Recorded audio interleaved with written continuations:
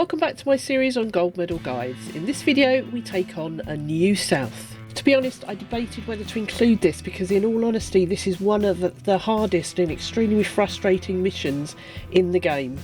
So please remember, if you get frustrated with this one, move on to the next one because it's just not worth worrying about when there are plenty of other easier missions to get your gold rush trophy with. With that being said, the objectives are as follows. 1. Knock out Anders Anderson without taking a hit.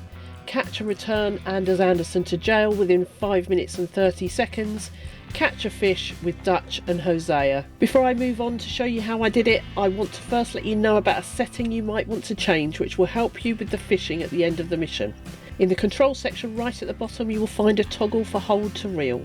I strongly recommend you turn this on as it will make fishing a lot easier when reeling in your fish.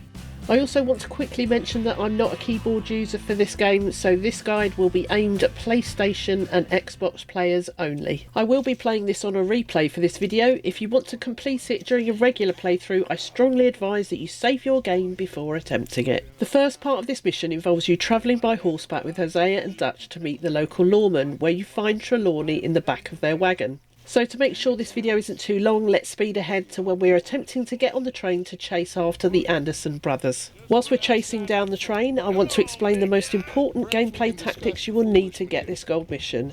And that is something that the game doesn't do well at explaining to you, and this is how to fight and block effectively in a fist fight. At 55 years old, I'm an old gamer, and I must admit completing the objective to knock out Anders Anderson without taking a hit took me a long time to get my head round it. The most important buttons you need to remember during the fight are the triangle or Y button, which makes Arthur grab someone by the neck and grapple them. Once you have them in a head grapple, using the left stick like a button will then make Arthur push the enemy to the ground, where you can then use the circle button or B on your Xbox controller to repeatedly punch them. When you get to the part where you're faced with an enemy on top of the train, you can use this method to practice before reaching Anders Anderson. As you can see here, my practice to begin with didn't go too well because he escaped my grasp to begin with, but I got him down eventually. If you look at the top left corner, the game tells you when grappling an enemy, pushing the left stick and pressing square or X to provide a throw. However, this didn't seem to work for me, so using the left stick and pressing it down like a button worked much better. With that done, let's get on to the main part of the action where we have to fight Anders Anderson. During this fight, if you think you've taken damage, you can reset the checkpoint and try again without having to redo the whole mission. I'll show you shortly how to do this, but first I will show you exactly how I successfully got him on the floor to meet the objective. Just then, lawman. Come here. You ain't need to bother. Let me go. I can't do that. The best tactic to begin with here is to back up whilst pressing your block button, and then once he tries to stab you twice, you then reach forward towards him using the grapple button. Once you have him in a grapple, you can then go ahead and press down on your left stick and you will get a prompt to beat him. Now I'll show you how to restart the checkpoint if you think you've taken damage. Hold down the left direction button on your controller and this menu will appear. Select the mission and you can tab through to the checklist and show the objectives. During missions you can use this checklist to tell whether you have met an objective. However, in this mission the game does not mark the first objective as complete until you're out of the train. So you will have to pay close attention to see if Arthur takes damage when you're in the fight. If you think you have taken damage, the game gives you the option to abandon in the bottom right hand corner. This won't abandon the whole mission entirely, so don't worry, but you will be given options to restart the checkpoint or cancel the mission. You can do this over and over again at any time before you pick up Anders Anderson's body. Because this is the very first objective of the mission, restarting this checkpoint will not affect your overall gold medal. I will now show you one more successful fight with Anderson where I didn't take any damage from him, just so you can see how I was trying to do it. When the train pulls off and you lurch forward, get ready to block and retreat back from Anderson as he lunges at you. After he's attempted to stab you a couple of times, and use the grapple button to grab him by the neck. This will be the triangle button for me, but Y on an Xbox controller. As soon as you have him in the grapple, press down hard on the left stick like a button. Then beat him using circle or B until you defeat him. When you think you've done it without taking any damage, the only thing left to do now is to pick him up and, after a very short cutscene, put him on your horse. So as soon as you're back in control of Arthur, run to your horse and stow him on the back. You don't need to rush too much here because Archibald McGregor is a slow walker and takes forever to get to his horse. Do remember though that your second objective here is to catch and return Anders Anderson to jail within 5 minutes and 30 seconds. I believe that the timer for that starts as soon as you face Anders Anderson on the train. As you ride together with Archibald, just keep up the pace with him as quickly as you can. You cannot speed him up at all, so just follow him to Rhodes. When you arrive in Rhodes, try to take him off your horse and drop him on the floor as quickly as you can. This will then trigger the next cutscene. If you manage to get Anderson down quickly on the train, there should be no issues now in completing the second objective of getting him to jail within 5 minutes and 30 seconds. Thankfully, the last objective is a very easy one because you just need to catch one fish. In order to do this, you will have to say yes and accept the fishing invitation. So let's cut out the short ride on the horses to when you arrive at the fishing spot on the boat. Once you're able to, equip your fishing rod and bait and then start to get at least one fish. The game will give you prompts to follow to teach you how to fish, so I won't explain too much here. My advice is to not cast your rod out too far because it will take forever to reel the fish in once you've hooked it. Whilst you're waiting for a fish to bite, because you are using a lake lure, you need to keep reeling in the line at a slow pace until you feel the fish bite and you can hook it. Stop reeling when you see the fish fighting and push the left stick towards you whilst you're reeling to speed it up. The most important thing to remember though is that when you catch a fish, keep it and do not throw it back or this will not count towards the objective. You might have to sit through all the stories that Jose and Dutch are telling you, but afterwards you should then be able to put your rod away by pressing L1 or left bumper. With that done, all you then have to do is enjoy the ride back to Clemens Point and enjoy the singing along the way, after which the mission will end and you will find out whether you managed to get the gold medal. Just remember that there are far easier gold medals to get for your Gold Rush trophy, so if you find yourself struggling with this one, put it aside and try another one. I do hope this guide has helped you. I would really appreciate it if you could like the video if it helped you and provide any advice or comments you have to make sure that YouTube shares this with others that might need it. A link to the playlist for all my gold medal guides will be in the description, together with other helpful guides on all aspects of RDR2. Moving on from the difficult last mission, this mission for further questions of female suffrage should be a breeze, and all you need to do is fend off the Lemoyne Raiders in less than 1 minute, get 5 headshots, complete with at least 85% accuracy, complete the mission without taking any health items. As usual, I'm doing this on a regular playthrough, but it is also easily done in a replay with the amount of items Rockstar give you. The advantage of taking this on during a regular playthrough is that you can equip a rifle or repeater to your back at your weapons locker before you start. However, it's perfectly doable also with side-ons, so it doesn't make much difference. We start off in camp where we find Pearson and Sadie arguing. The mission then takes us all the way into Rhodes, where you will have to wait for Sadie to do her shopping. So let's cut to the main part of the mission where all the objectives kick in. Before all the shooting starts, I want to remind you that you should not be taking any health items such as health tonics, moonshine, or even cooked or canned food from your satchel. You will also need to make sure that you hit your target every time and do not miss, because the accuracy level for this mission does not allow for many mistakes at all. Using Deadeye will greatly increase your chances of making every shot count. If you're not confident in using Deadeye, then I suggest that you watch the videos I've linked in the description, which will give you instructions on how to manually tag targets and maintain your cores so Deadeye does not run out. It also goes without saying you should also make sure your guns are cleaned with gun oil before you attempt any mission, because using a dirty gun will affect your accuracy. So let's get on with the action. As you ride slowly in the wagon with Sadie, 2 Lemoyne Raiders will approach you. You will need to let this part play out so that Sadie can begin combat with them. You don't think so? How about you pull over right now? Pull over? That's what I said. As soon as she shoots the first raider, your timer will start and you will have 1 minute to fend off the rest of them. Shoot the remaining one to your left immediately and then turn around and face the back of the wagon where you will find one more enemy. Remember to top up your Deadeye with a tonic to protect the outer bar before it depletes if necessary. Whilst in the wagon, keep an eye on your minimap, which will show the direction of the enemies. As you can see here, there's one showing behind us, so turn around and locate it. There are more than enough enemies here for you to focus on getting the 5 headshot count to pass the objective. Once you're off the wagon, the easiest way to get all the enemies down quickly is to start from left to right. All of them will be either standing behind or near rocks.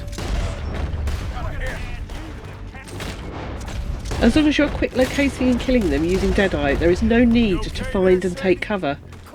Just as you did on the wagon, use your mini-map to work out the direction of where the enemies are. You also need to keep in mind that you're being marked on accuracy for this gold medal, so if you think you're going to miss a target, cancel the Deadeye and re-aim your weapon. At this point, as long as you haven't missed any shots, not used any health items and were quick to kill the remaining enemies once you're off the wagon, then you should have got the gold medal in the bag.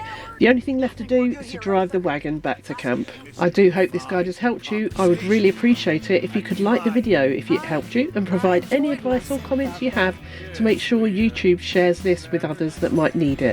A link to the playlist for all my gold medal guides will be in the description. We're now moving on to the very tricky American Distillation mission, where the objectives you need to meet for the gold medal are: 1. Win the race back to camp, 2. Complete the mission without taking any damage, 3. Get 10 headshots, and 4. Complete with at least 70% accuracy. As with most of my guides, I'm doing this on a regular playthrough, not a replay, and the main advantage to this is it can give Arthur a full yellow Deadeye core. If you're doing this on a replay, you're not disadvantaged because Rockstar are generous with their Deadeye tonics that they give you. If you're struggling with this one, this mission is also incredibly frustrating due to the amount of downtime you have travelling with Archibald McGregor at the start of the mission. To keep this video short, let us fast forward to where all the objectives kick in as we arrive at the location where all the action takes place, and I will talk you through the best way to get this done effectively. Before we kick things off, I just want to go over a couple of things before we start. Firstly, you cannot take any damage at all during this mission whatsoever. Any damage will cause you to fail the second objective, including falling from a height or colliding with a tree. So even when not in combat, be careful leading up to this point. To avoid taking damage during the combat, you will need to time moving forward carefully and position Arthur in places that protect his health and stay in cover. Not only this, but because you have to get 10 headshots as well, we're racing against Bill to make sure he doesn't beat us to the enemies first.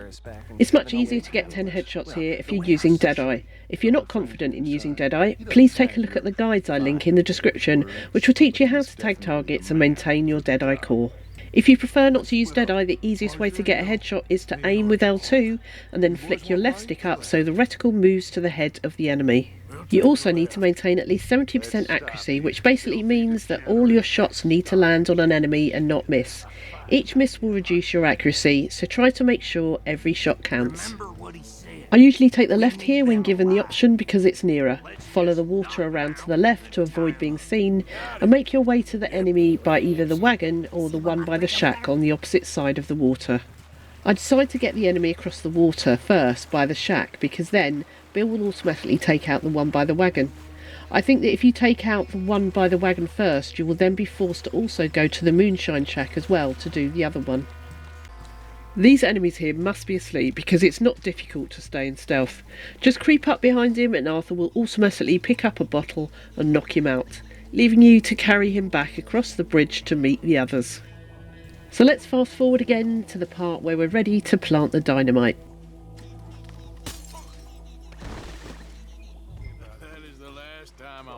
Eventually you'll be told to go and plant some dynamite at the shack, so we need to go across the bridge again and take a right to make a start on destroying the moonshine. Once the dynamite is placed and ignited, you will need to be ready and prepared to run back towards the bridge and go right to where the rest of the moonshiners are, ready to finish the rest of the mission. Whilst you're running, ready yourself and have your repeater in hand. What I'm trying to do here is run as fast as I can to get to the enemies before Bill, who is already ahead of me, takes out the enemies first. Once you arrive, take cover behind the first crate you see and do not be tempted to move forward until you know it's safe. Try to take out as many enemies as you can with headshots before making your next move.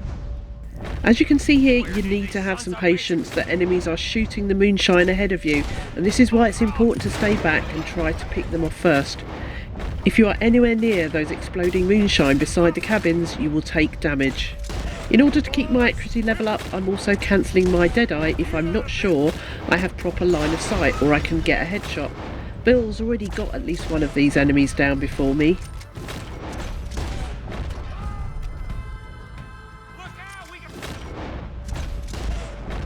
Once Bill starts moving forward, this is your time to also start to move further up.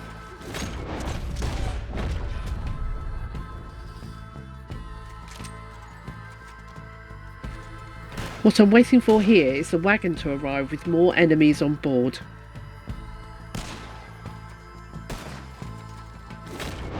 Once you hear Bill yell that there are more enemies by the huts, this is your cue to run towards the first building.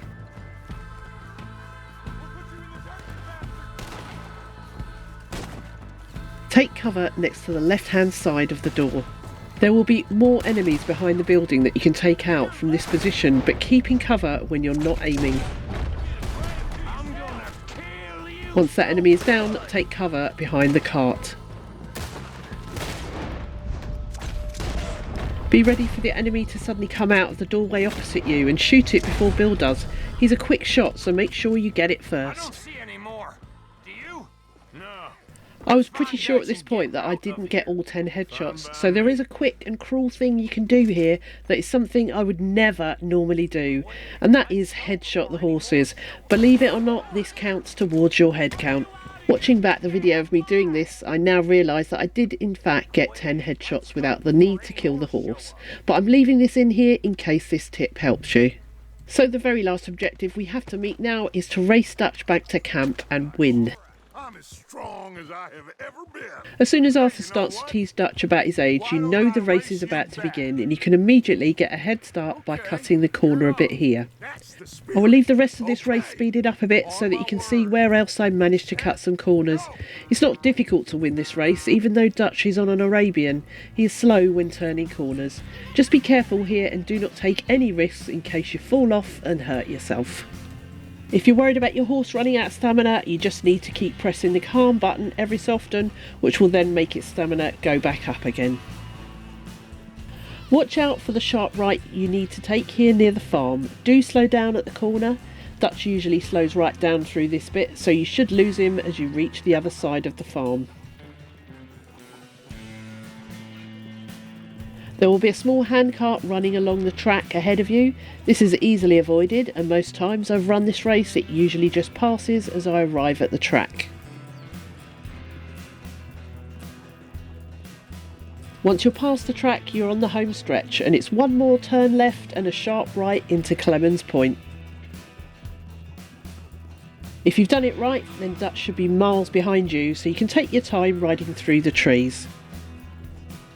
I do hope this guide has helped you. I would really appreciate it if you could like the video if it helped you, and provide any advice or comments you have to make sure that YouTube shares this with others that might need it. A link to the playlist for all my gold medal guides will be in the description, together with other helpful guides on all aspects of. Next for chapter 3 is a mission called An Honest Mistake, and the objectives are 1. Save Uncle when he's overpowered, 2. Get 20 headshots, 3. Complete with at least 80% accuracy, and 4. Complete the mission without taking any health items. I will be completing this on a regular playthrough, but this is equally doable on a replay because Rockstar will give you plenty of Deadeye tonics to help you. As with all missions that prevent you from taking any health items, this means that you must not eat or drink any tonics or food that affect your health.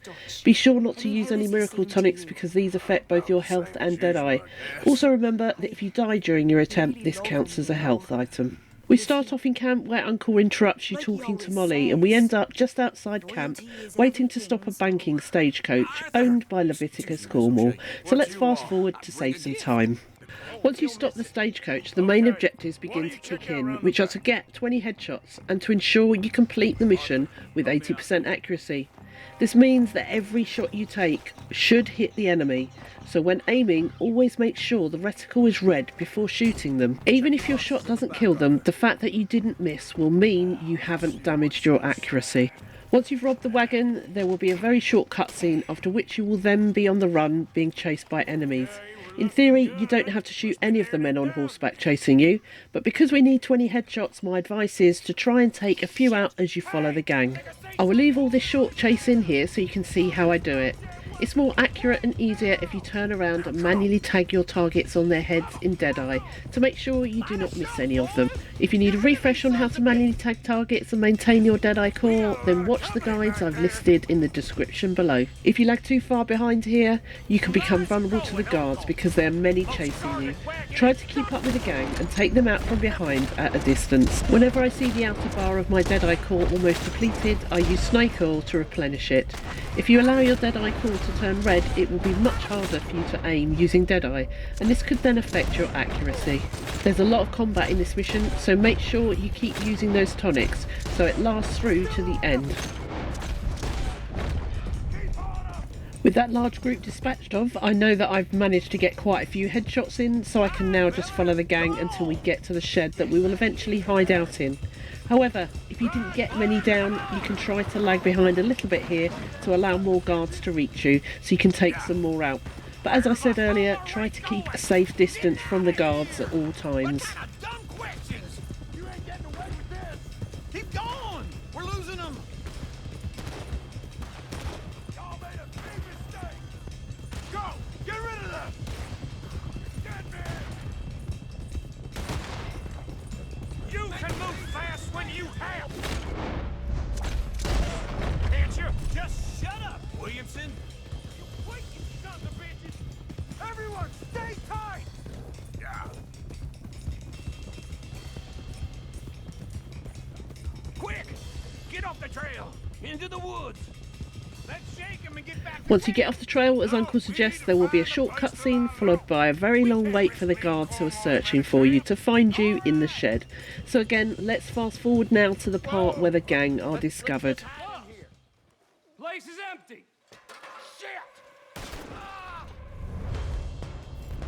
You need to keep your eye on the minimap here and keep swapping sides.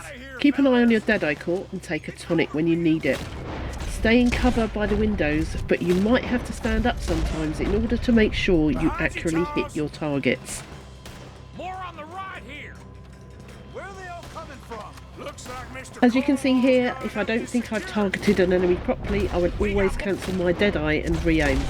It's easier to go in and out of Deadeye in short bursts to make sure that it doesn't deplete. This fella really don't like getting raw! I will let all of this shootout play out to see how I did it.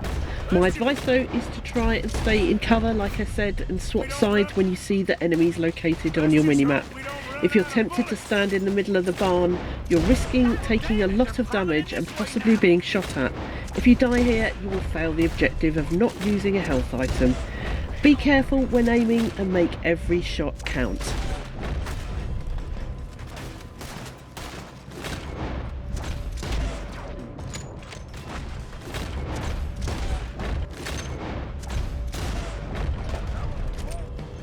They're coming in from the front! Shit! Fire! We got more on this side! Watch it, Charles!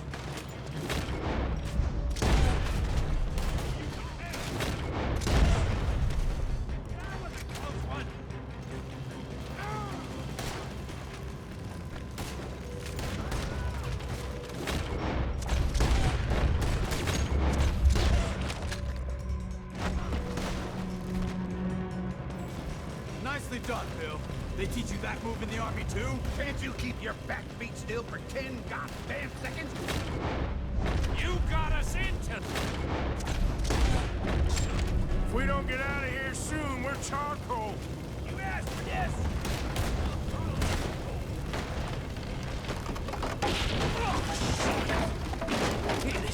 Once the barn starts collapsing because of the fire, follow the gang out of the gap and run towards the woods, where you'll be asked to follow Uncle. Come on, Arthur! Let's split up a bit. Try to confuse them. Arthur, with me. We're now going to help protect Uncle from being overwhelmed by the guard. First we follow him and hide behind a rock to wait for the guards to pass. It's difficult to see in the dark, but the guards will appear on your minimap. It will show which direction they're facing because of where the white arc in front of them is. I usually circle around the rock to make sure we are behind them as they pass.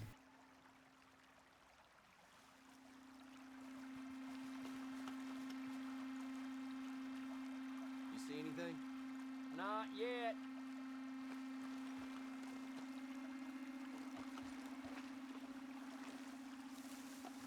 Once they pass, move around the rock and take out one of them. It doesn't matter which one because Uncle will attempt to get the other one. Bastard! As soon as you have your guard taken care of, immediately turn towards Uncle and kick the guard using circle or the B button. This simple action will save Uncle from being overwhelmed. Disappoint me, feller.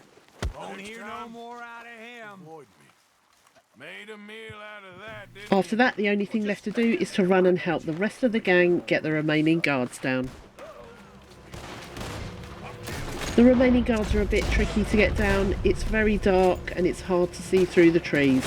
Try to take cover behind the trees in order to protect your health. You're hit. To hell with you. I'm on. At the end there will always be 2 guards that arrive on horseback with another on foot behind them. Once these are taken down, the ending cutscene should follow. It's best to anticipate their arrival on your right and be ready to take them out quickly. Once these are taken down, the end cutscene should follow. I hope this guide has helped you. I would really appreciate it if you could like the video if it's helped you and provide any advice or comments you have to make sure that YouTube shares this with others that might need it. A link to the playlist for all my gold medal guides will be in the description, together with other helpful guides on all aspects of RDR2. The next mission we're going to take on is preaching forgiveness as he went. The objectives to get the gold medal are: kill 10 Lemoyne Raiders with a long-scoped rifle, complete within 11 minutes and 30 seconds, complete with at least 70% accuracy, and complete the mission without taking any health items. I'm doing this on a regular playthrough, which gives me the advantage of being able to give Arthur full yellow cores. It is of course also doable on a replay though, as Rockstar will give you plenty of tonics to choose from. We start off in camp talking to Lenny, and he mentions a place he has found nearby where raiders have lots of weapons stashed. So the first part of the mission is to follow Lenny. Let's speed this up and whiz on to the point where we arrive at the church. As we're nearing the church, I want to go through some of the house rules for this mission. As you know, one of the objectives is to complete it within 11 minutes and 30 seconds. I haven't added a timer like I usually do because it would make this video far too long. And let's face it, most of you will skip through the boring bits anyway. The journey to the church is not something you can speed up, so just follow Lenny and ride as fast as you can, which will make Lenny try to match your speed. The urge to loot during this mission is also high and a potential time waster, so if you're on a normal playthrough, resist the urge to do so once all the raiders are defeated, otherwise you will not meet the timed objective. You also need to ensure that you do not take any health items. This includes any food you have in your bags, like cans or meat. You must also not take any tonics that affect your health, such as potent health tonic, moonshine or miracle tonic. If you die at any time during this mission, it will count as a health item and you will need to restart the mission all over again. Regarding the 70% accuracy, you should avoid missing any of your targets. Use Deadeye as much as possible. This will help you ensure you hit them. As long as your crosshair is red, this means you will not miss. So now we have the wagon in sight, we're going to slowly follow them up to the entrance of Shady Bell. If you have trouble meeting the timed objective, there is a tactic you can try, which is to ride into the trees directly to the right of the path where the wagon is driving, and you shouldn't get spotted. This path should take you all the way through the trees and by the wall, where you will end up near Shady Bell. However, I know this isn't necessary, so I ride behind the wagon at a safe distance and then head off into the trees when I see the yellow circle on my minimap. As soon as you see it appear on your minimap, ride towards it and dismount. The game will already have equipped you with a scoped rifle on your back, so there's no need to waste time getting it off your horse. Once you're dismounted, run towards the smaller yellow circle next to the right hand side of the entrance to Shady Bell. Okay? I'll take the other side. You get in cover there.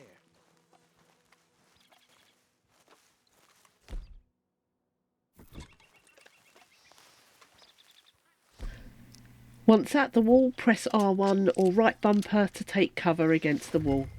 Because of the timer though, what we're going to do is completely ignore the game's instructions and begin firing at the raiders as soon as we're in cover.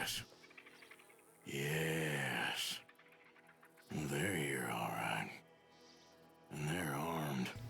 You don't have to wait as long as me, so as soon as you spot the dynamite, just blow it up. We got men everywhere. Off near the porch. At this point though, do not be tempted to swap weapons. We need to kill at least 10 raiders whilst using this scoped weapon. You don't need to worry about getting headshots for this mission, it's all about the accuracy. So use Deadeye where you can to ensure you don't miss. It's better to stay covered in this position and do not move until you're satisfied that you've killed at least 10 of them with this rifle.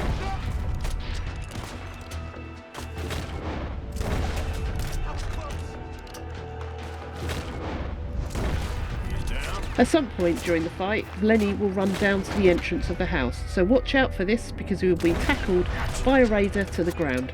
You need to make sure that you kill this raider, otherwise there is a chance Lenny could die, which would mean game over as the game will fail it and could count as a health item. You can also replenish your Deadeye tonics at any time whilst in cover. It's also useful to check your minimap for any raiders that might come close to you. There is at least one you will see shortly that tries to sneak up on Arthur, which you might miss. Listen carefully to what the raiders and Lenny are saying. Eventually, Lenny will warn you about the Gatling gun on the veranda. This is why it's better to stay in cover until you've taken out the raider using it.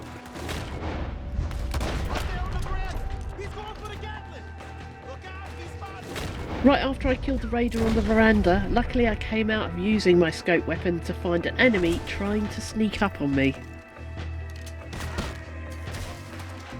Once the Gatling gun is taken care of, you should have managed to get at least 10 kills with the scope weapon, so it's time to head in to join Lenny and finish off the remaining raiders. Remember that all your shots count, so make sure the crosshair is red before you make any shots. The more you miss, the less your accuracy will be. Also remember to look after your outer bar of your Deadeye core, and when it starts depleting, use snake oil or chewing tobacco to fortify it again. It's almost like old days, huh? With the last raider down, now is not the time to start looting. Run immediately to the right of the house and get on the back of the wagon to trigger the next part of the mission. For once, I didn't have to listen to Lenny nagging me whilst I run around like a madman looting and scavenging the house. Here. Come on. This is full of new rifles. We can sell those, right? We sure can. We'll check the rest later. Now, As soon as Arthur jumps off the back of the wagon, immediately run to the front and get on the wagon. We're still on a timer and need to get out of Shady Belle as fast as we can. giddy up.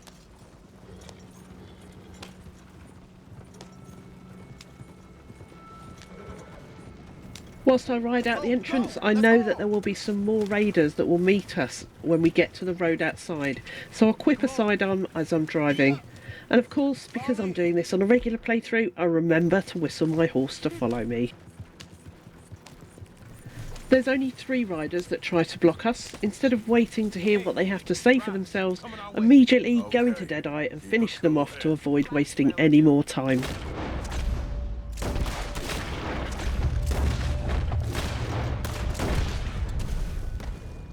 I did it so quickly I didn't even slow the wagon down to a stop, so afterwards I can just continue driving to the right and away from the scene. You can't really speed up the next bit, so just follow the yellow line on your minimap and try to cut corners when you can. Once you get to these crossroads, it will trigger a cutscene and your job is done. I do hope this guide has helped you. I would really appreciate it if you could like the video if it helped you and provide any advice or comments you have to make sure that YouTube shares this with others that might need it.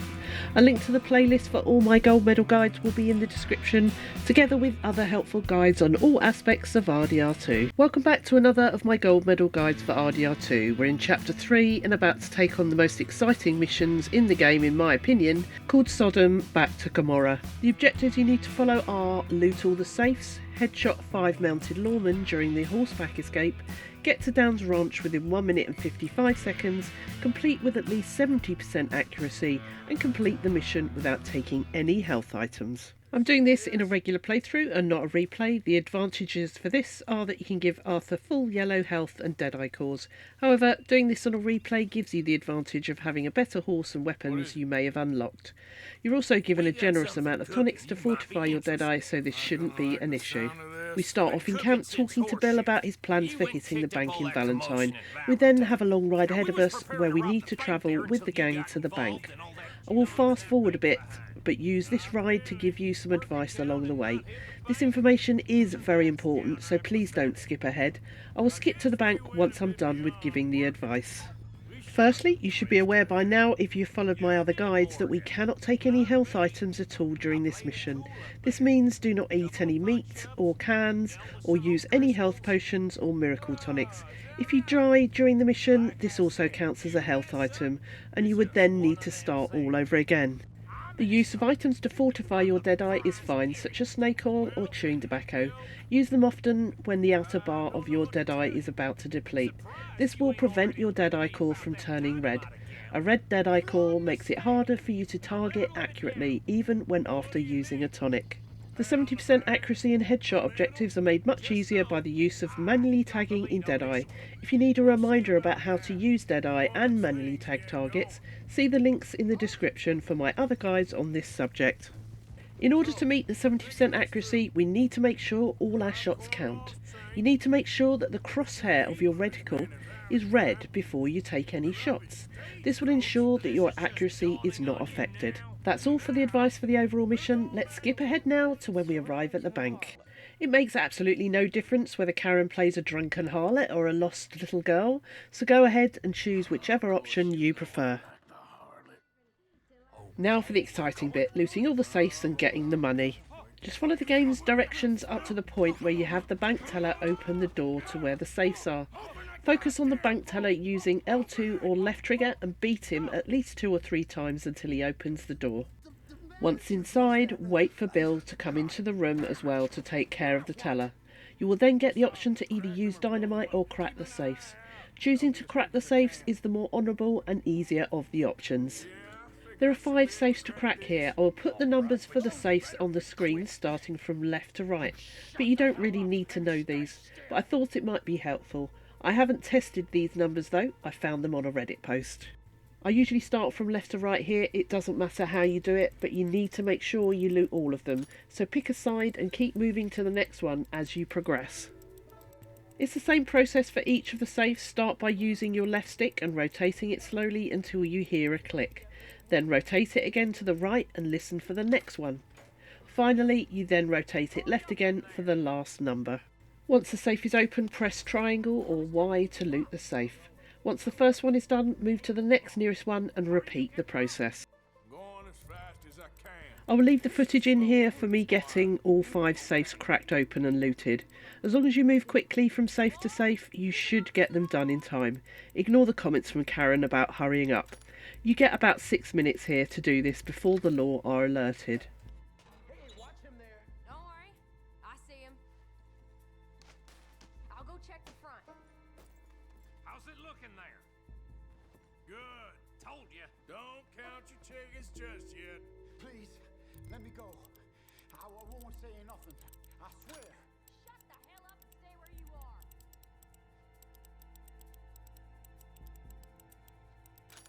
Bill, how's it going in there? We're getting there. Few more minutes.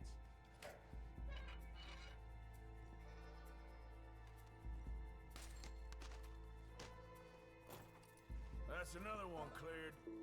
This is looking good. How much longer? Nearly there.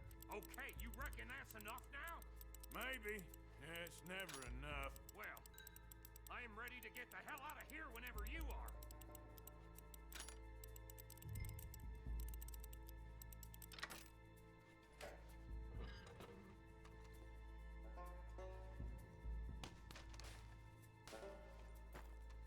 Last one. Good. We gotta move.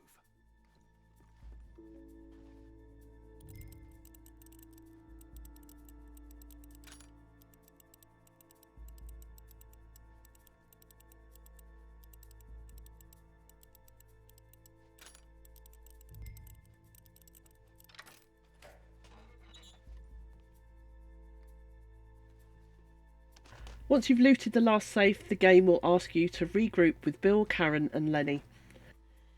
I think we're fine. Come on, I'll lead the way. Let's go. If you've done this correctly, you will then be able to walk out of the bank without the need to fend off any extra lawmen. So walk out of the bank and back to your horses, and a short cutscene will be triggered. This cutscene will begin the escape from Valentine, where you will need to get at least 5 headshots on the mounted lawman as you are riding to escape. Once out of the cutscene, immediately equip a repeater and use a Deadeye tonic to reinforce the outer bar of your Deadeye. Ride as fast as you can to keep up with the rest of the gang.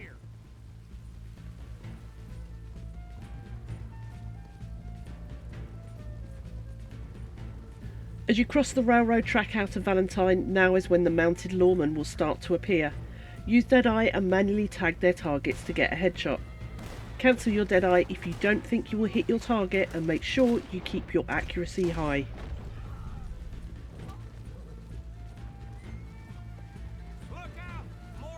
As you can see here, I don't stay in Deadeye any longer than necessary and take out each lawman separately.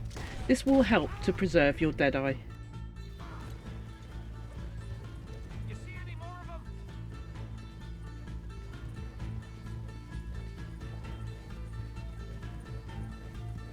Use your minimap to predict when the next lawman will arrive, and if you've run this mission a few times already, you should start to learn where and when they will arrive. The key here is to stay with the gang as much as you can so that you can shoot the targets down before they have a chance to do so.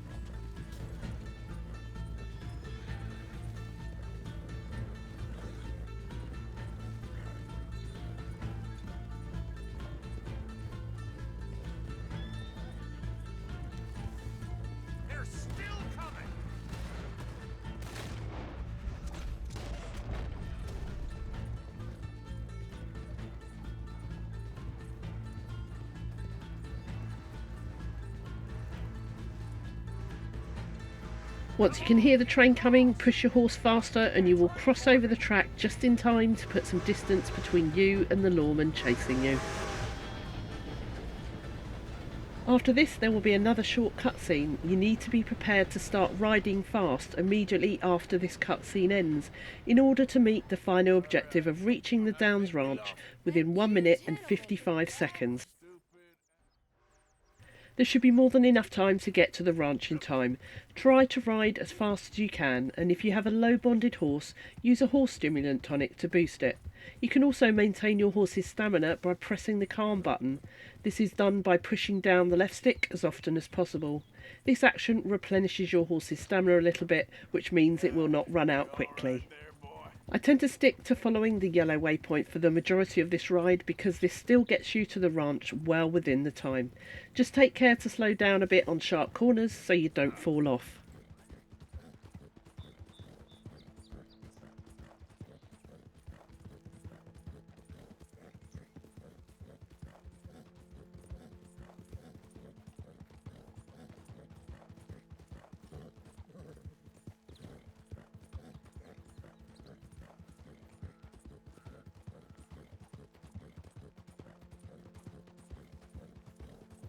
Once you reach this bit where the road goes up the cliff, your end will be in sight. You can actually cut the corner now and head directly to the waypoint rather than following the yellow path.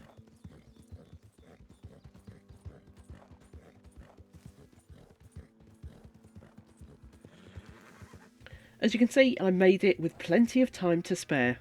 I do hope this guide has helped you. I would really appreciate it if you could like the video if it's helped, and let me know in the comments section how you got on.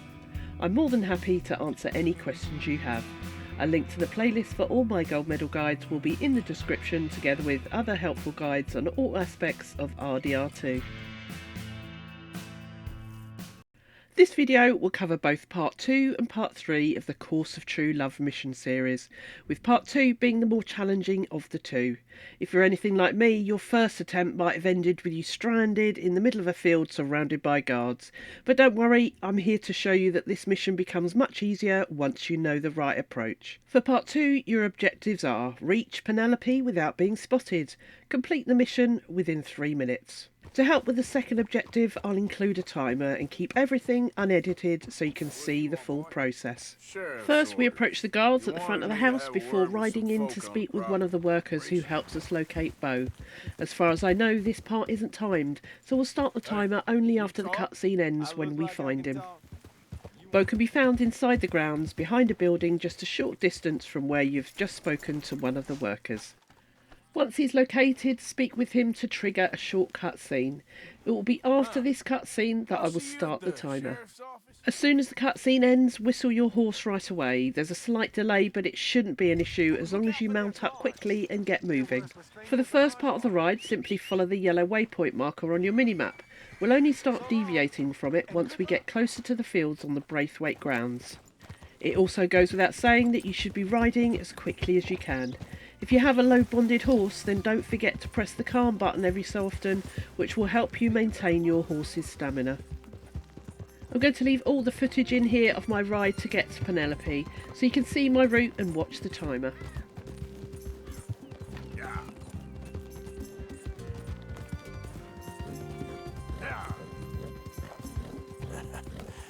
You're a good boy.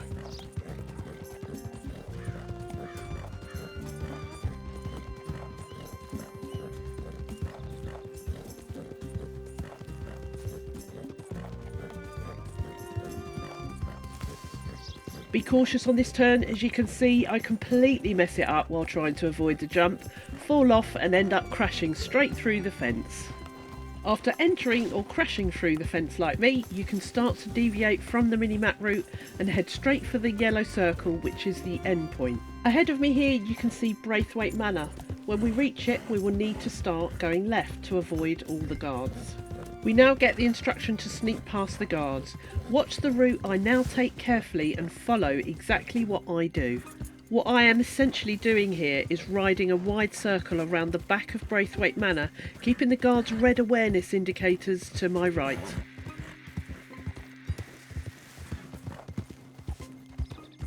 What I'm aiming for is this large entrance to the field and the gate here. Once through the gate, the gazebo where Penelope will be sitting in is just across the water. You can either dismount and swim across or ride your horse straight across the water. Once you get to the steps, the game will probably pause the timer here as you then enter another short cutscene. It's okay to skip these cutscenes, it will not affect meeting your objective. Penelope Braithwaite? Finally, once out of the cutscene, all you need to do now is escape the red area on the map. So mount back up, cross back over the water the same way you arrived, and then immediately turn right and ride as fast as you can. As you can see, following this route exactly as I do gives you plenty of time to complete this mission within 3 minutes. If this guide to part 2 has helped, please do stop and like the video. It will really help to share this guide with others. Now on to part 3, which is a real simple gold medal you can get. The only difficulty I would say is having to repeat this and sitting through it a second time because it's really slow moving. There's only one objective, which is to complete within 4 minutes and 15 seconds. So I will of course be adding a timer so you can see how quickly I managed to do it. Sure. As with all missions, the cutscenes don't count, so you can skip through these. The timer will start as soon as you're told to mount your horse. The best advice here is to follow the game's instructions and encourage Bo to ride faster by pushing your horse to match his speed. You can't really take any shortcuts here either because you have to follow Bo all the time.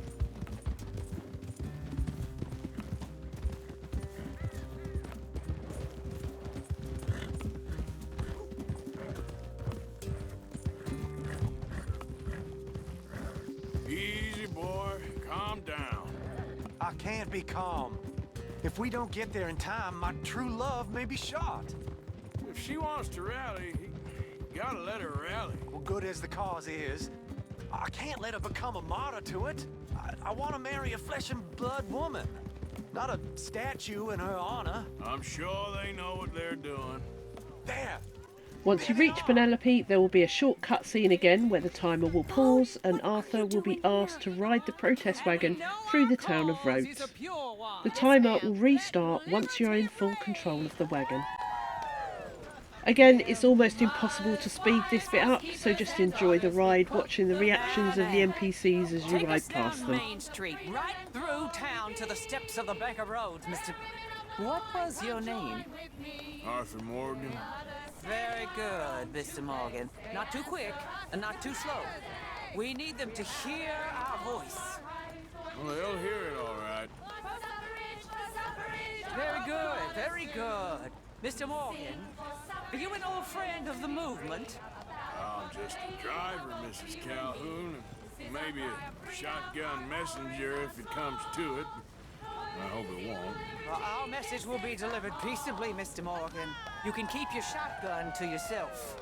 Look out for those stragglers, please. Stay on Main Street. It's a left up here, Mr. Morgan. Look at these people.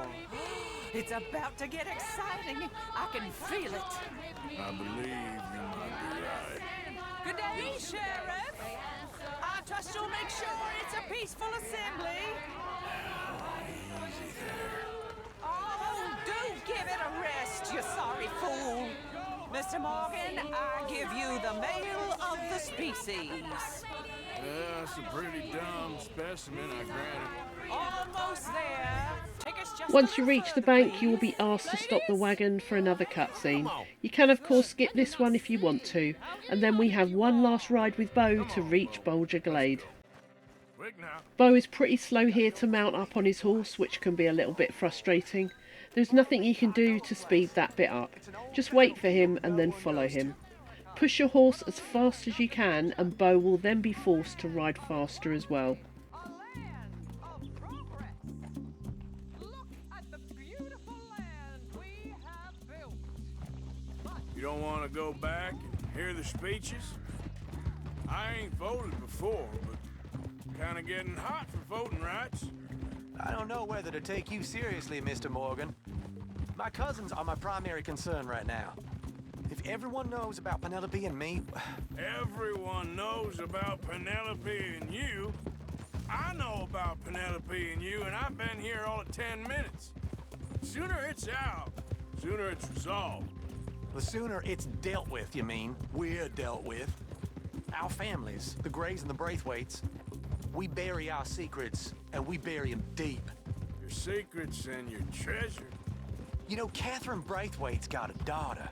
No one's seen her in years. She weren't right, you know, and Penelope said... I ain't heard about daughters. I heard about gold. And there you have it. Part 3 is a simple gold medal that most people are likely to have earned on their first try. If not, it should only take one more attempt to get it right. If these guides are helpful, let me know in the comments section. I've included links to the gold medal series and other guides in the description. Thank you for watching, and I'll see you next time. We're now past the halfway point of Chapter 3 and we'll be diving into the mission advertising the New American Art Part 2. This mission has just a few objectives: get 5 headshots on Lemoyne Raiders in the saloon, maintain at least 90% accuracy throughout the mission, complete the mission without using any health items. I'll be tackling this during a regular playthrough, which means Arthur will have full health and Deadeye cores, a definite advantage. If you're doing this on a mission replay, you might have access to better weapons depending on which you've unlocked. Plus, you'll receive a generous supply of tonics to boost your Deadeye, making it easier to meet the accuracy and headshot objectives. Because I have the advantage of doing this on a regular playthrough, I can also make sure I have my favourite repeater with me before we start. The mission begins just outside Clemens Point, where we meet up with John and Hosea. Hosea explains that he has planned to dispose of the moonshine the gang obtained during the mission American Distillation. Next, we need to drive the wagon to Braithwaite Manor. Please don't skip this next part, because along the way I will give you some very important information about the objectives. One of the key objectives is to complete the mission without using any health items. This means you cannot eat, drink or use any tonics that restore health. Additionally, if you die and respawn, it will count as using a health item, requiring you to restart the mission from the beginning. However, Deadeye tonics are allowed and can be used freely. For the other objectives, you need to maintain 90% accuracy throughout the mission and get 5 headshots while in the saloon. To keep your accuracy high, make sure you don't miss your shots. Always wait until your reticle turns red before firing. Using Deadeye will really help improve your chances of success. If you need a refresher on how to manually tag targets and manage your cores, check out my other guides linked in the description. Use Deadeye tonics as soon as the outer bar of your Deadeye depletes to prevent the inner core from turning red. A red Deadeye core will significantly lower your accuracy. I will explain more about this when we get to the saloon shootout. After visiting Catherine Braithwaite at the manor, she asks us to head to the saloon to sell the moonshine during a brief cutscene. Next, we have another Ride to Road saloon where Hosea comes up with a plan. Arthur will pretend to be Hosea's brother, acting as if he has trouble understanding things, to make the act more convincing. Let's skip ahead to when we enter the saloon. The next part of the mission has you serve drinks behind the bar to the patrons. This is pretty straightforward, so I won't go into any detail on how to do it. Just follow the game's instructions and you should be fine. Once all the drinks are served, the Lemoyne Raiders will enter the bar after a brief cutscene. This is when the 90% accuracy and headshot objectives come into play. Once the action starts, Arthur will be positioned behind the bar and you will need to get at least 5 headshots in before leaving the saloon. It can be a bit tricky to spot them, but using Deadeye to manually tag your targets will help you ensure headshots and maintain your accuracy. If you're unsure whether you're going to hit your target, cancel Deadeye and try again, just like I'm doing here. Make sure to keep an eye on the outer Deadeye bar and use a Deadeye tonic before it runs out. You cannot let the inner core turn red as it will severely affect your accuracy. Once Hosea says, "Where are you, Arthur?" you know it's now safe to exit the bar and head for the stairs. At the top of the stairs, an enemy will always burst through the door. Wait for him to appear and then take a headshot. Afterwards, move to the left to save Hosea from another enemy holding him and take them out with a second headshot.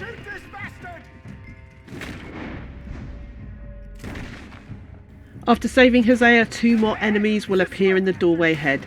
Be ready to use Deadeye and take them out with headshots.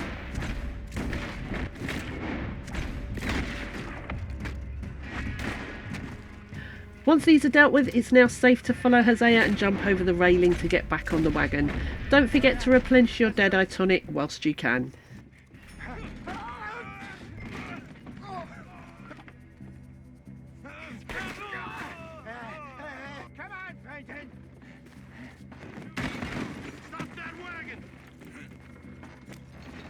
Yeah! I'm getting us out of here. Ain't gonna let this go. You're not out of danger yet, as more enemies will come after you. Keep in mind that you still need to maintain 90% accuracy. The headshot objective only applies to the part in the saloon, so don't worry if you don't land headshots on these enemies during the escape. You pair of bastards!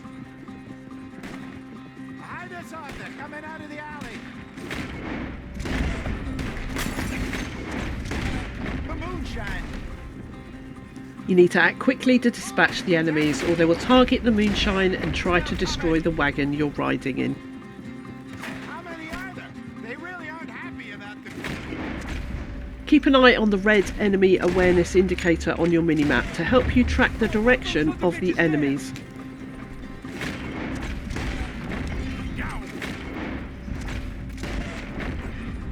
The next wagon coming up, you can actually target the red dynamite at the back, which will destroy the wagon. That's him, Train! I see it! Just as a reminder, make sure your reticle is red before taking out enemies. The 90% accuracy requirement is unusually high for this mission, so you can't afford to miss any of your targets. Good! Keep at him, Arthur! Once all the enemies are taken care of, we'll pull back up near Clemens Point. After a brief cutscene, the mission will be complete. If you enjoyed this guide and it was helpful for you, let me know in the comments section. I've included links to the Gold Medal series and other guides in the description. Thank you so much for watching, and I'll see you next time. We're now on to one of my favourite missions in Chapter 3, Horseflesh For Dinner. I love this mission because during a regular playthrough you can get the chance to steal the Dark Bay Turkoman, my favourite horse. Anyway, we'll talk about that later. For now, here are the objectives for the mission. Kill the stable hand showing you the horses, catch the stallion within 10 seconds and get 5 headshots. I've rated this mission as easy, and it should be provided you're confident in landing headshots. I'll go into more details on that as we progress. As with all RDR2 content, always ensure your guns are cleaned for better accuracy. In this video I'm doing a regular run rather than a replay, which gives me the advantage of giving Arthur full health and deadeye calls. However, in a replay you'll have plenty of tonics and the ability to choose your favourite weapon based on what you've unlocked so far, so you won't be at a disadvantage. The mission begins with us gaining access to Gallagher Hall estate by speaking with the guards. After that you can take a shortcut past the main house to meet up with John and Javier, who are already in conversation with the owner. As we approach the owner, a short cutscene will play. After that, we'll need to travel with John and Javier to the stables. Let's skip ahead to the moment we arrive there. Once you've dismounted from your horse, the game will instruct you to approach the stable hand. Follow the game's instructions until he agrees to show you the horses. Hello there. Can I help you, boys? I hope so. Heard you got some horse. When he tells you to follow him, wait for him to walk into the stables. As he starts talking about the horses, that's your cue to approach him. Once you're close enough, you'll get the prompt to stealth kill him. You can either listen to him for a bit or take him out as soon as he steps inside. It's entirely up to you. Old Father Time. My favorite horse. Greaser, huh? Okay, bandana's on. Don't need nobody recognizing us. With that taken care of, your next task is to approach the White Arabian in the centre stall and calm it down until you can lead it out of the stable. Try to do this as quickly as possible. Taking too long will result in failing the checkpoint. If that happens, don't worry, you can restart the checkpoint without any penalties. You're gonna tether him up to Javier. Take it easy. Okay. Javier, you're gonna lead the stallions.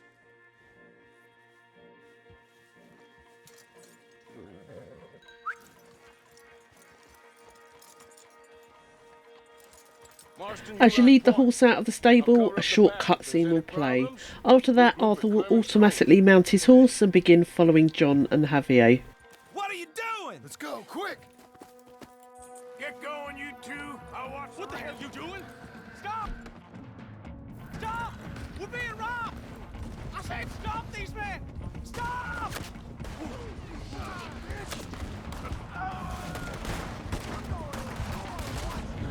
The first enemies will always appear to your left and right near the main entrance of the house as you begin your escape. This is the point where you'll need to start securing your headshots. As I mentioned earlier, manually targeting enemy heads in Deadeye is a much easier way to ensure you land a headshot. If you need a refresher on how to do this, I've linked a couple of guides in the description for you. You only need to get 5 headshots and there are plenty of enemies here to help you get them. If you'd rather not use Deadeye, the simplest way to secure a headshot is by using the auto aim feature. Just use the left stick to adjust your aim by flicking the reticle up to the head. You also need to keep an eye on the outer bar of your Deadeye core. When it starts to run out, use snake oil or chewing tobacco to refill it. If it fully depletes, it will start draining the inner core and it will then quickly turn red. A red Deadeye inner core will significantly reduce your accuracy even when using Deadeye and tonics. The fence is down! Come on! Let's try to lose them in the trees! Once you reach the part where Javier tells you that you can lose the enemies in the trees, there will only be a few remaining enemies to deal with as you exit the wooded area. I think we're clear.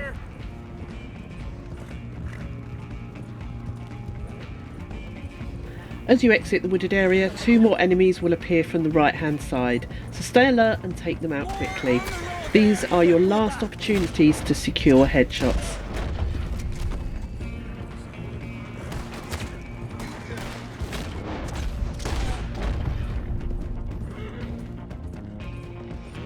You see any more? Once you've dealt with these 2 enemies, listen to Javier and John. They'll let you know that there are no more enemies. This is your cue to start preparing to catch the escaped stallion within 10 seconds. So prepare yourself now and equip your lasso. Keep an eye on the Black Arabian, which will be on the right hand side of the horses. When it starts to break free, immediately ride your horse fast and lasso it right away. Hold on to the lasso as you dismount, and then you can mount the stallion once you get close. If you don't want to mount the horse like I do, just keep holding onto it by pressing and holding L2 or left trigger. Then ride towards the yellow X marker on your minimap where John and Javier will be waiting for you. As long as you caught it in your lasso within 10 seconds, this objective should now be met. Once you reach them, you can let go of the Arabian. The only thing left to do now is to ride towards Clay and Clive Davies to complete the mission. As mentioned earlier, if you're playing a normal playthrough, there's a chance to steal one of these horses. It only works in real time and can't be done in a replay. I personally always steal the Dark Bay Turkoman. I made a separate video on how to do this a couple of years ago, and the method still works in 2025. I'll put a link in the description and at the top of the screen for you. It's an old video, so apologise for the really bad mic I had back then. If these guides have been helpful, please do let me know in the comments. I've included links to the Gold Medal series and other guides in the description. Thank you so much for watching, and I'll see you next time. Prepare your earplugs because we're diving into the mission Friends in Very Low Places, where we team up with Trelawney to rob an opera singer's stagecoach. I've rated this mission as medium difficulty, but with a few tries you should be able to master it. Your objectives are to complete the mission without being spotted and finish within 8 minutes and 10 seconds. Avoiding detection is fairly simple. The real challenge comes from the strict time limit. Whether you're tackling this in a regular playthrough or a replay, the approach remains the same. I'll have a timer displayed on screen so you can follow along in real time. Keep in mind that cutscenes don't count towards the time limit, so whether you watch or skip them won't make a difference. The timer will begin as soon as the first cutscene ends and you mount your horse to head towards Rhodes. So let's jump ahead to the moment we start the timer. As soon as the cutscene ends, turn around and mount your horse. There's no need to follow Trelawney here, we already know the destination is Rhodes train station. Instead, rush ahead and take any shortcuts necessary to get there as quickly as possible. Trelawney might call out for you to wait, but you can ignore him, he'll catch up eventually. Before attempting this, it's a good idea to have your route to the station planned out in advance. This will help you take the fastest path and avoid unnecessary delays. As you can see, I immediately take a shortcut riding through the woods towards the endpoint marked on the minimap instead of following the yellow navigation line the game provides. This helps save valuable time. I stick to the road briefly before veering off again, heading straight towards the endpoint on the minimap. Once you see the rail tracks ahead of you, you know you're almost at the station. Returns for the investor of a certain financial standing. Until, well, that unfortunate run-in with... Once you reach the station, it's important that you wait for Trelawney to dismount and hitch his horse.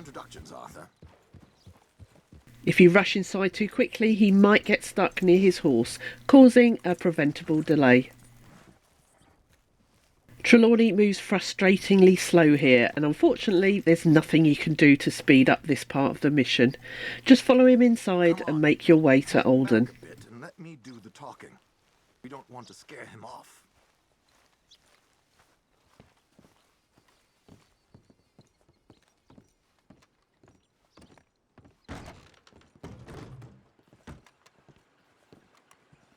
You'll need to wait for Trelawney to have his chat with Alden first. Once that's done, be ready to quickly press the right direction pad to pay Alden for his trouble. This will trigger a brief cutscene which doesn't count towards the timer. Dandy, and you, friend? Like I said, times are tough. My missus is a bad woman. Terrible woman. They often are. But how's work, Alden?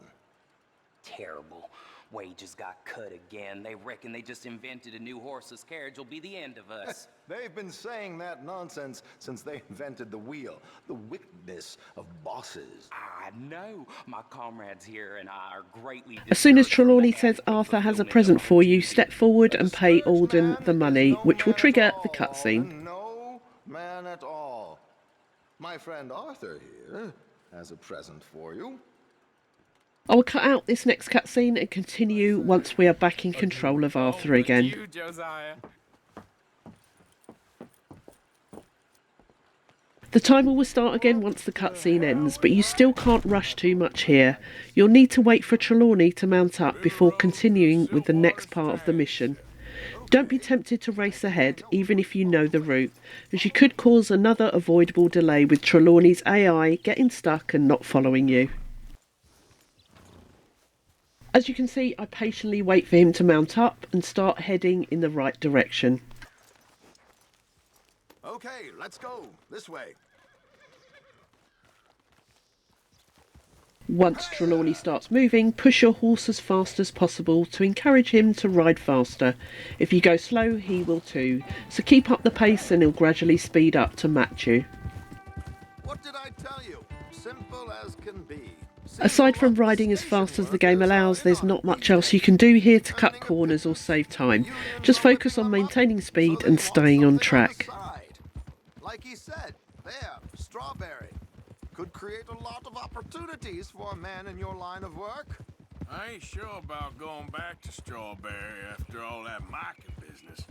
Didn't sound like you left anyone alive to recognize you, so I wouldn't worry too much, dear boy. All this trouble, you gentlemen are becoming quite the celebrities, aren't you? Soon you'll be on the front of a dime novel. And dead, of course. We're hoping to be long gone before that. Dutch has a plan. Eventually you'll reach a fork in the road where another cutscene triggers. This is when Trelawney will hand you a lock breaker, which will come in handy shortly. To keep this video short as possible, I'll skip ahead to when we're back in control of Arthur once again.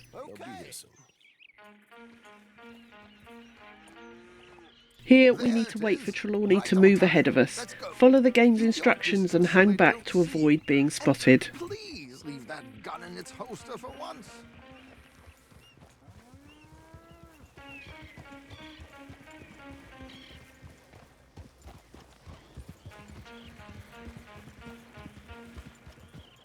I'll ride ahead and get the coach to stop. You hang back. Don't let them spot you or you'll scupper the... Once you reach the road, you can use cinematic mode to check on what Trelawney is doing. However, it's not necessary to do this constantly. After taking a quick look, continue slowly making your way forward and try not to get too far from the coach. Remember, you must avoid getting spotted here.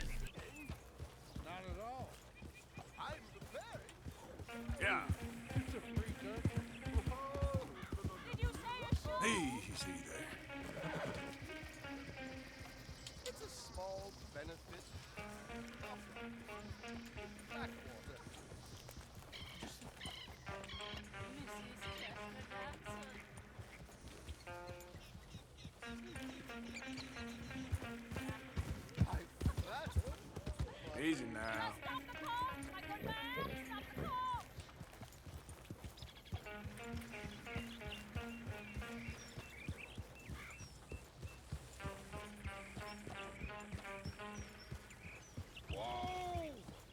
Easy.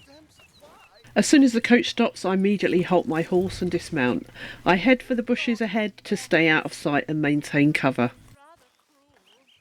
New Yorkers are freaks and fools who believe Westerners don't know anything about culture. I couldn't agree more. Could you? It's such a small show, but would you see... As you can see, I slowly start to creep forward. I believe you could actually stop at the bush ahead without getting spotted, but I didn't want to take the risk. We're close enough now that we can reach the coach quickly. You need to wait for the opera singer to get out of the wagon and start singing. While she's doing that, keep an eye on the guard ahead of you. You're waiting for him to move away from the coach and turn around so he's no longer facing you. As soon as the guard moves, quickly head towards the back of the coach. Use the lock breaker to open the trunk and steal the money.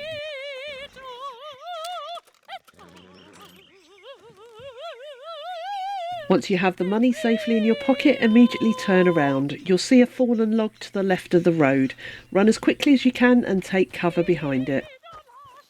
There was a short delay here while I was waiting for the next checkpoint to kick in, and I believe it's because you need to be a certain distance away.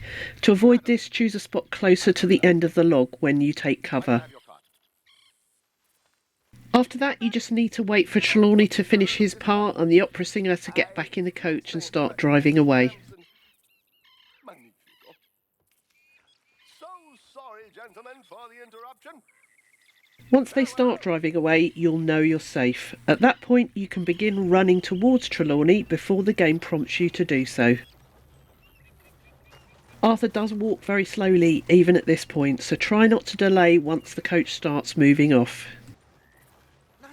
With that done, it will trigger the final cutscene, and with any luck, you've beaten the timer.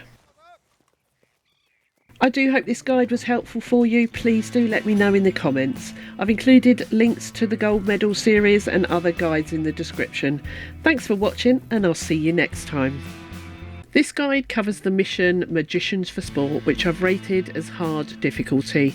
This mission can be quite frustrating, so if you're aiming for the Gold Rush trophy and finding it too challenging, don't stress. There are plenty of easier missions to complete instead. To earn gold, you'll need to accomplish the following objectives. Inspect all clues in Trelawney's caravan. Stay within 30 feet of Trelawney's trail while tracking. Eliminate 2 bounty hunters in the cornfields within 1 minute. And finish the mission without using any health items. I'll be tackling this mission in a regular playthrough, which provides the advantage of giving Arthur full health and Deadeye cores. However, if you're replaying the mission, you won't be at too much of a disadvantage, since the game supplies plenty of tonics to help you along the way. The most challenging objective in this mission is likely eliminating 2 bounty hunters in the cornfields within 1 minute. However, what makes this mission even more frustrating is the long build-up before reaching the main action, and how unreliable Charles's AI can be when following and interacting with him.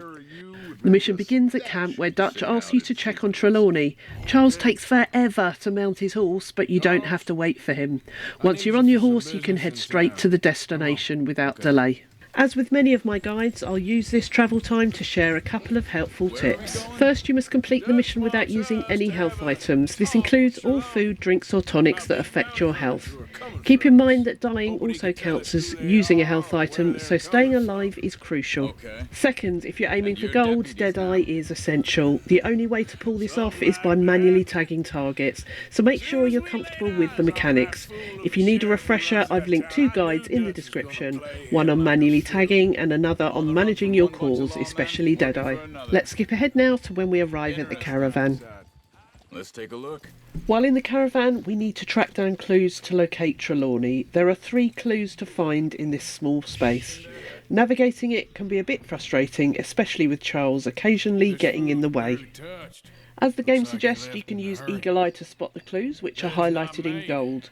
You'll find one on the table to the left as you enter, another one on the bed, and the last one on the floor as you move into the next room. After finding all 3 clues, wait for Charles to finish his search before exiting the caravan and mounting your horse. The next objective is to stay within 30 feet of Trelawney's trail while tracking. On one attempt, I accidentally startled my horse and had to chase it down and mount up, which caused me to fail the objective for straying too far from the trail. To avoid this, stay on the path at all times. The moment you're mounted, activate Eagle Eye and ensure the trail is highlighted. Simply continue using Eagle Eye to refresh the trail and stay on the path until you reach the bounty hunter's camp. Well, lead the way then. Not the kind of place I'd expect to see Trelawney staying in. No? Normally scams himself into the best hotel in town. You know, when me and here went down with Trelawney to get Sean, after the bar fight, I swear he talked the whole way and never actually said a damn thing. I thought you knew. That's his special talent. Look, they continue on the next section doesn't have any specific objectives, so just follow the game's prompts and take care of the bounty hunters.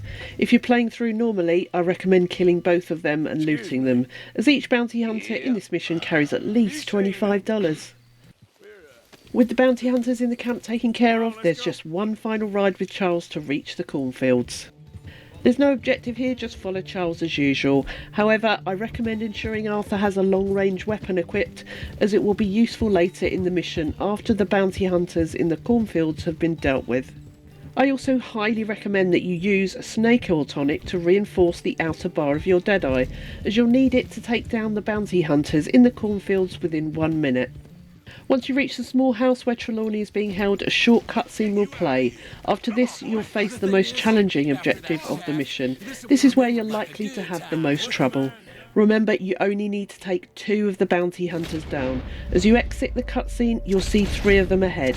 Don't waste time trying to Deadeye all 3. Instead, focus on just 2 and unload as many bullets as possible into them immediately after the cutscene ends. The game will deliberately protect one of them from being killed. If you don't get both down straight away, you will have to waste time running up and down the edges of the cornfields trying to locate the second one. Let's replay this one more time and see what happens again in slow motion. As soon as you exit the cutscene, immediately aim without wasting time choosing a weapon. Just press L2 or left trigger to aim right away. In the freeze frame here, you can see the 3 bounty hunters. I chose to target the one at the top and the one on the right. In hindsight, I should have focused on the 2 running behind the top one, as the game will protect the top one from dying. This small mistake cost me valuable seconds. If you target these 2 to begin with, I think this will make it easier to get them down quicker. However, because of this small mistake, the 2 bounty hunters I need to get have fled right and left into the cornfields. So instead of running towards them, I stand still and continue to use Deadeye to try and locate them. I spotted the second one running through the cornfield to the right hand side. Do not be tempted to run into the cornfield. Instead, stay at the edge where you can see through the gaps. This will give you a better line of sight without getting lost or losing track of the target. Let me show you a previous attempt just to emphasise further how the bounty hunters flee. This time I did manage to take down the one on the left straight away, but because I was still targeting the top one, the bounty hunter on the right immediately ran off. I had to track him again through the cornfield, which wasted time and made it trickier to complete the objective. We got one more, Charles. As soon as you hear Arthur say we've got one more, Charles, this means that the first 2 have been eliminated and you can move on to locating the third one, which is not part of the objective. For this, you just need to head over to the top right hand corner where Charles will eventually spot that the bounty hunters have dropped their gear. Just run around the yellow area until Arthur gets tackled by a bounty hunter. After that, the action shifts to the barn so you can immediately head towards it. This is where your long-range weapon will be useful. Take down the 2 bounty hunters inside the barn, collect your new rare scoped rifle and finish the mission as usual. I hope you found this guide helpful. Remember, if you're struggling to get the gold for this one, don't stress. It's okay to leave it for now, as there are plenty of easier ones you can complete. Feel free to share any other tips you have for taking down the bounty hunters quickly in the comments section. Also, check out the description for links to more of my video guides, including hunting, challenges and gold medal missions. In this guide, we'll go over the mission The Fine Joys of Tobacco, and the requirements for earning a gold medal are as follows. Silently kill the grey Sean distracts in the wagon store. Douse the tobacco fields within 2 minutes and 20 seconds. Eliminate at least 5 grey enemies during the escape. And complete the mission without using any health items. If you've already attempted this mission, you might have found it a bit frustrating to master. That's why I've rated it slightly tricky, which is a difficulty level between medium and hard. However, I have some tips that will make it easier for you. As with all my gold medal guides, I'll be skipping any unnecessary sections to keep the video concise and focus on the key points. If you're thinking about skipping ahead, you might miss important details that could help you succeed, so I highly recommend watching the whole way through. The main objectives of this mission take place at Braithwaite Manor, so for the first few minutes simply follow the game's instructions until you exit the wagon inside the barn. Before skipping ahead, I want to clarify the final objective, completing the mission without using any health items. This means you cannot consume anything that affects your health, including food or health tonics. Items like Miracle Tonic are also off limits, as they fortify all 3 of your cores. Additionally, if you die at any point during the mission, it counts as a health item, requiring you to restart. With all that out of the way, let's skip now to where we exit the wagon. As soon as Sean and Hamish leave the wagon, you'll get a prompt to exit. Make sure you do this immediately. If you hesitate too long, Sean will take out the guard instead, which will cause you to fail the objective of eliminating him silently yourself. You just need to walk up behind the guard quietly and you will get a stealth prompt to take him out. After that, a brief cutscene will transition us to the next part of the mission. While there are no headshot objectives, I highly recommend using Deadeye, especially during the escape sequence. If you need a refresher on how to use it, check out the links in the description. After the cutscene, the game will prompt you to wait for Sean and let the payroll wagon pass. However, since a timed objective is coming up, I'm about to show you the most efficient way to complete it. The objective is to douse the cornfields within 2 minutes and 20 seconds, and the timer starts as soon as the game prompts you to do so. However, we're going to get a head start on this. Instead of waiting as instructed, hide behind the small store here until the payroll wagon passes like I do.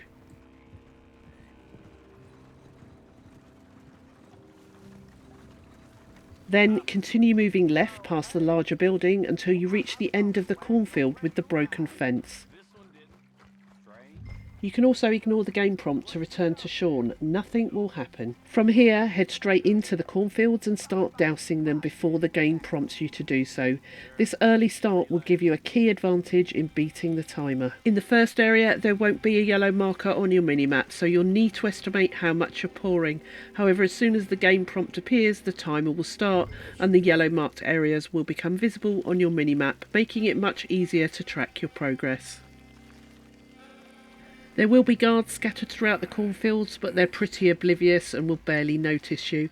Just make sure you don't run directly in front of one as you move from cornfield to cornfield to avoid drawing attention. You can tell which direction the guards are facing by the light in front of the red circle that represents their position on the minimap. This will help to avoid running into their line of sight. Whilst running in between the cornfields, make sure you let go of the right trigger to make sure you don't run out of moonshine.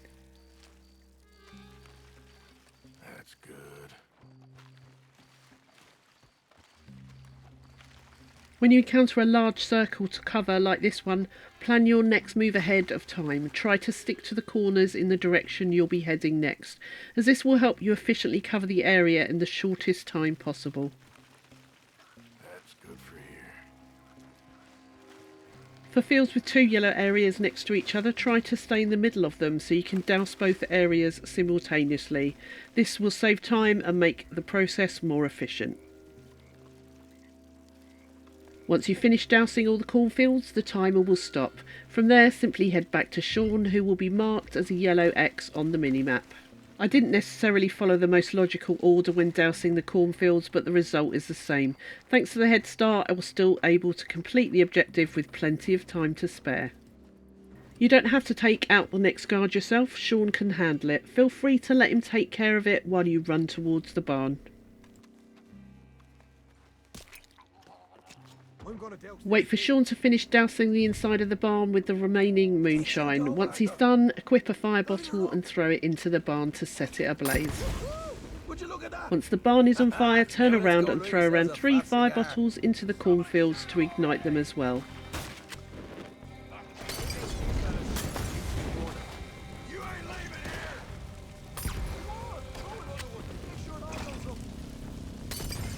With the cornfields burning brightly, we have to deal with the incoming guards before making our way to the payroll wagon, where we will need to meet our last and final objective.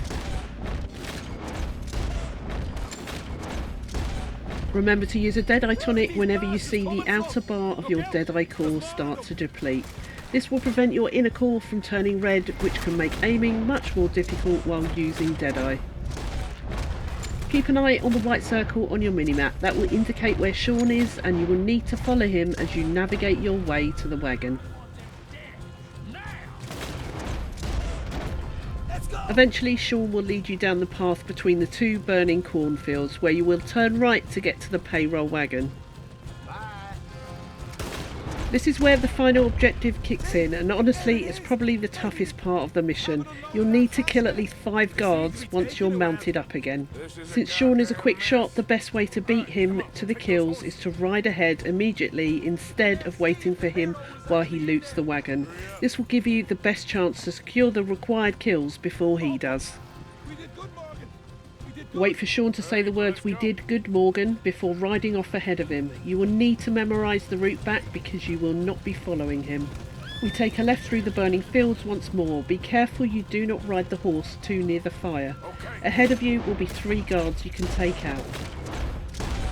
Then bear right next to the wooden house here, which will lead you to the road that takes you out to the front of the manor. Here you will find the final 2 guards you need to take down. Once they're eliminated, you can continue riding on past them and out of the front gate. By this time, Sean should have caught up with you. As mentioned, this is probably the toughest objective to nail on your first attempt. It might take a few tries to memorise the escape route, but once you're confident in it, this part will become much easier. Thanks to the head start you got while dousing the cornfields, you should eventually be able to complete all the objectives and earn the gold medal. Let me know in the comments section how you got on in this mission. If you have any tips or suggestions that could help others, feel free to share them as well. Also check the description for links to more of my video guides, including hunting tips, challenges and gold medal missions. Thanks for watching, and I'll see you in the next one. Alright folks, we're nearing the grand finale of chapter 3 and things are heating up. The last 2 missions of the chapter are pure chaos in the best possible way, and today we're diving into one called A Short Walk in a Pretty Town. Spoiler alert, it's not just a peaceful stroll with the boys. Here's what you need to do to absolutely crush this mission. Kill 3 lawmen in Deadeye while saving your buddy Bill. No pressure. Use only sidearms, so leave your big guns at home. Complete within 4 minutes and 30 seconds. Score 20 headshots, and finally, don't use any health items, so tough it out like the grizzled outlaw you are. Now, I've given this one a difficulty rating of hard, mainly because of the first objective of getting those 3 lawmen down in Deadeye. But don't worry, I've got some tricks up my sleeve to help you breeze through it without breaking a sweat, or at least not too much. While we're out here enjoying a totally peaceful little walk through the charming town of Rhodes, nothing suspicious happening at all, let me take a moment to drop a couple of reminders before all hell breaks loose. First things first, sidearms only for this mission, so before you ride into the showdown, make sure your pistols are looking sharp and squeaky clean. A dirty revolver is just bad manners. I recommend something with a solid fire rate, like Granger's revolver is a great pick, especially when things get wild during that final Deadeye moment to save Bill. The usual Outlaw Fitness Challenge rules apply. No snacks, no tonics, no magical healing stew. If you pop a health item or worse die, you're going to have to start the whole thing over. Tough love, I know. Next, you'll need to land 20 headshots to secure that sweet gold medal. This is where Deadeye becomes your best friend. Use it smartly and make sure to manually tag those noggins. Don't just let the game spray and pray for you. If you need a refresher on how to Deadeye like a legend, or how to keep all 3 of your cores in tip-top shape, I've dropped 2 handy guides in the description below. Once Sean has met his sad demise, the chaos starts. You need to remember that we're on a timer, so do not delay in taking out the enemies as quickly as you can. Swap to a sidearm immediately, or if you're feeling extra outlaw today, go full gunslinger with the dual wield option. The first enemies will be ahead of you, and there's usually 2 that appear on the roof to the left hand side.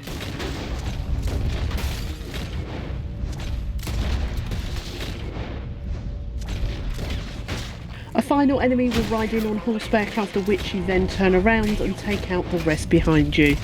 Remember that whenever the outer bar of your Deadeye depletes, use a tonic to restore it. After turning around, it's best not to take cover behind this wagon because it will prevent you from targeting your enemies properly.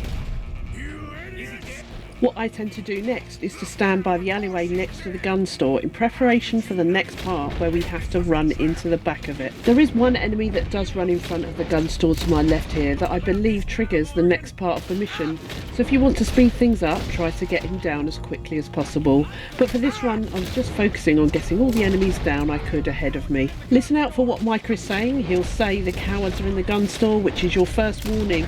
You will then get a yellow blip on your minimap, at which point you should run immediately to the left hand side of the gun store and break into the side entrance.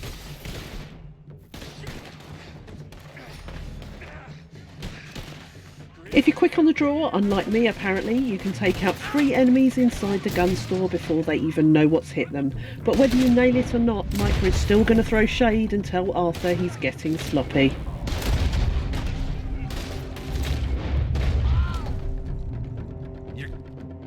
Once you're inside the gun store, it might be tempting to camp out by the window, but don't do it. It's a terrible spot if you're trying to take out the enemies quickly. Instead, channel your inner gunslinger, step outside the doorway and plant yourself just outside. From there, you'll have a clear shot at the enemies across the street and to your left.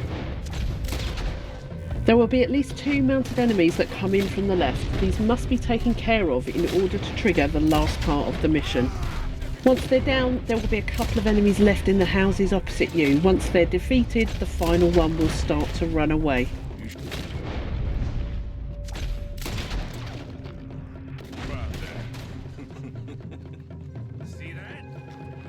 When Micah declares the cowards are running away, resist the urge to loot, as painful as that might be. Wait for him to exit the gun store and follow him to the sheriff's office to see what kind of trouble Bill's gotten himself into this time. Alright, we all know what's coming next, and let's be honest, this is probably the part you've played a few times, trying and failing to outdraw Micah and take down all the lawmen before he does. But don't worry, I've got a super easy trick to get you through it. I'll freeze frame the action in just a moment so you can see exactly what I do. You don't actually have to wait for the game to drop you into Deadeye either. As soon as the sheriff shouts I'll blow his brains out, you can trigger Deadeye manually. That said, I'm pretty sure it doesn't even matter much since the mission timer ends the moment you reach the sheriff's office. Only grays I see left around here is you. You want us to come out? We'll come out. Oh, Bill. Guns on the ground now. Both of you. Don't do it. You know we can't do that. You put the gun down, Sheriff. Okay, I'm going to freeze frame this bad boy before letting loose. Now, a quick reminder, you only need to drop 3 of these guys in Deadeye, not all 4, so don't stress if you run out of time or bullets. Here's the play. Start tagging from the far right hand side. Tag the guy on the far right first, then work your way over to the far left. Next up is the sheriff holding Bill, and if you've got time to spare, go for the lawman near the post as a bonus.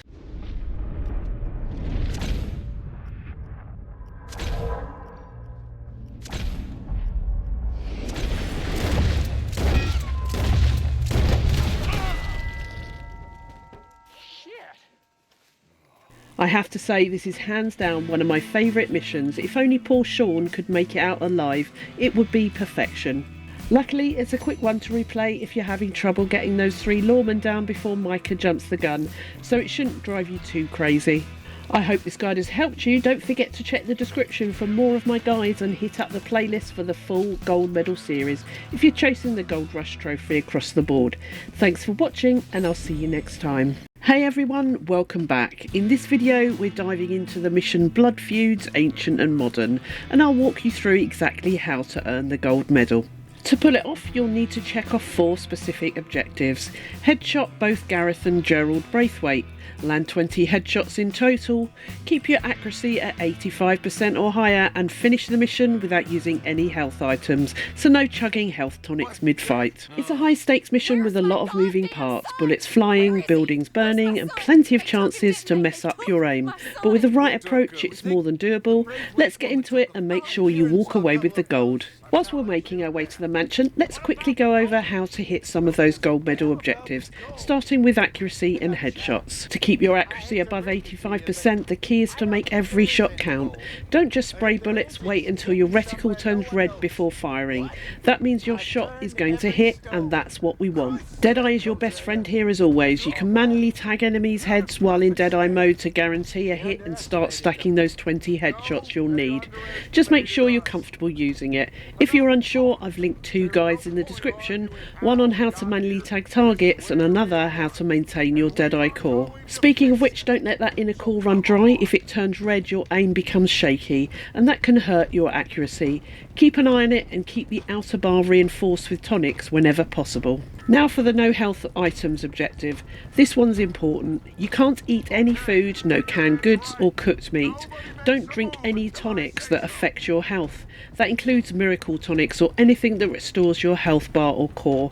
And don't die either. Respawning will count as using a health item. The good news is you can use Deadeye tonics like chewing tobacco or snake oil. These are totally safe for this challenge and can really help keep your aim sharp during the heavy firefight. Alright, we're almost there, so let's get to that gold. As soon as Dutch gets off his horse and the gang follow him, he's going to storm up to the front steps and start demanding answers about Jack. Whilst that's happening, pay close attention. This is your moment to prepare. Enemies will start appearing in the windows and through the front door not long after Dutch starts yelling. Take a second to scan the building and note where the enemies are popping up. Knowing their positions early gives you a huge advantage, especially when you're trying to land headshots and maintain high accuracy. The second the shooting starts, be ready to take cover if necessary, activate Deadeye when needed, and start working on those objectives. This is where the real test begins. If you see the outer bar of your Deadeye getting low, pop a Deadeye tonic like chewing tobacco or snake oil right away. Doing this will prevent your inner core from turning red, which can throw off your aim and hurt your accuracy. Once you've cleared out the enemies at the front of the house, Dutch will kick the door open and shout for everyone to start searching for Jack. From here, things slow down a bit. All you need to do is follow the yellow markers on your mini-map. They'll guide you through the mansion as the gang splits up and starts checking rooms. In the first room you enter on the left, there's a gold shield on the fireplace. If you're playing this on a normal story run, not a mission replay, make sure you grab it.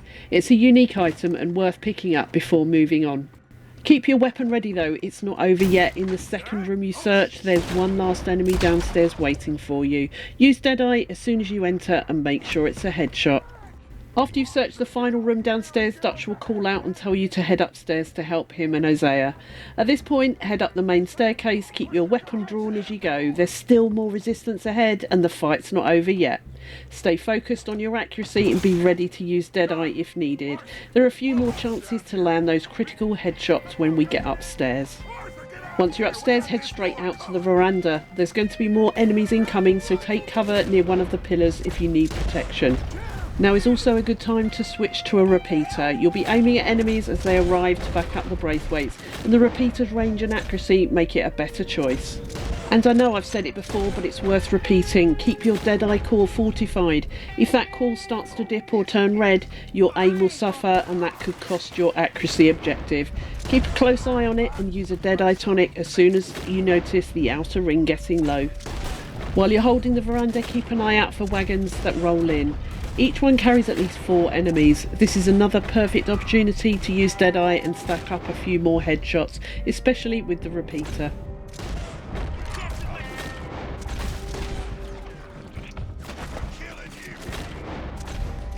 Once these enemies are taken care of, you'll hear John yell out that there are more coming from the right hand side of the building. Don't wait, swing around to the right side of the veranda and find another pillar to take cover behind. Some of the gang members will be down below helping out, but you still need to stay sharp and do your part from above. Use Deadeye where it makes sense, keep your core fortified and keep that accuracy high. This stretch can make or break your gold medal run. Once you've cleared out all the enemies on the veranda and the right side of the mansion, there's just one final objective standing between you and that gold medal. You'll need to help John break into a locked room, and as soon as the door swings open, you'll be face to face with Gareth and Gerald Braithwaite. The game will automatically trigger Deadeye here, giving you a brief moment to react. Don't waste it, quickly tag both of their heads to guarantee clean headshots. This is your last chance to hit that specific objective, so make it count. Once they're down, the hard part is over. With Gareth and Gerald down, the mission moves into its final moments. Follow Dutch as he drags Catherine Braithwaite down the stairs. There's no more combat here, just a heavy cinematic ending to everything that's just unfolded. What follows is, in my opinion, one of the most haunting and powerful scenes in the entire game. Catherine, broken and defeated, walks slowly back towards her burning home. She doesn't say much, she doesn't have to.